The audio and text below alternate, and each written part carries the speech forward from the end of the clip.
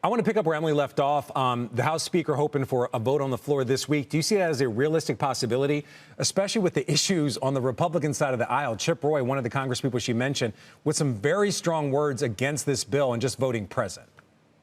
Frank, I think it is the base case that this clears the House this week. Our view has been May is the month for the House to deal with this. June is the month for the Senate to deal with this. July, they're going to work out those differences. In August, this gets to President Trump's desk. Are there going to be speed bumps? Are there going to be hurdles? Of course. What's been surprising to me at Raymond James has been how quickly and how clean this has been all this time. This is the most expensive bill in the history of the United States.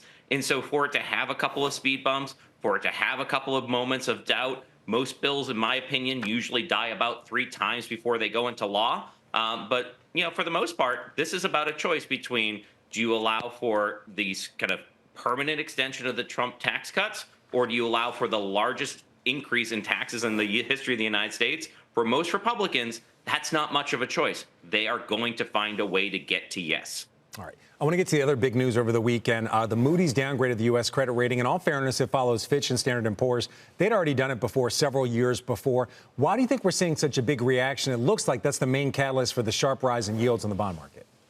So as I look at the Moody's downgrade, a lot of this comes down to that cost that I talked about, being the most expensive bill. I think after the election, most people anticipated the extension of the Trump tax cuts to be about a $1.5 trillion expense. We're talking something in the $5, $6, $7 trillion. And a lot of these tax provisions are front end loaded. They are supercharging fiscal stimulus here, and the cuts are back end loaded. So the actual cost of this bill could be even higher. And so if the concern of Moody's is the fiscal trajectory of the United States, this bill adds to the debt and the deficit greater than I think what they had anticipated. And so they will move that. As it relates to the bond market, what I've told clients at Raymond James is that in Trump 1.0, the S&P 500 seemed to be the Trump put. In Trump 2.0, it's been whenever that 30-year hits 5%, you see the administration back off. We get a real test of this week. Is there going to be a bond market reaction that forces Congress to maybe scale back or do something different? I'm a little bit skeptical, but that's probably the only thing that could stop this, Frank.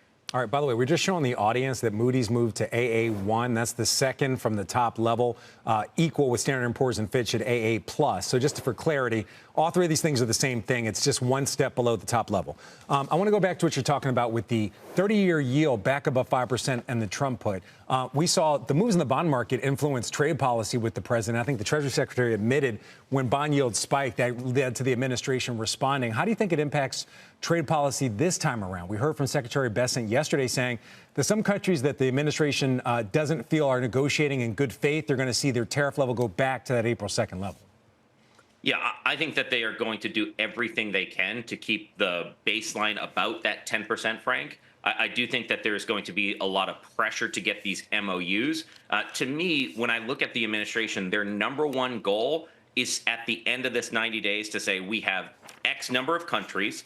They have given us Y amount of purchases and Z amount of market access. It is all about racking up those numbers so that President Trump can turn around and say he has gotten trillions of dollars of new commitments of purchases and trillions of dollars of new market access. I think he is actually more concerned about that than what the actual tariff rate is. And because we're above 30-year or 5% on the 30-year, the willingness to be aggressive, I think, gets a little bit walked back. I think that they are going to try to find a way to yes here as well, Frank.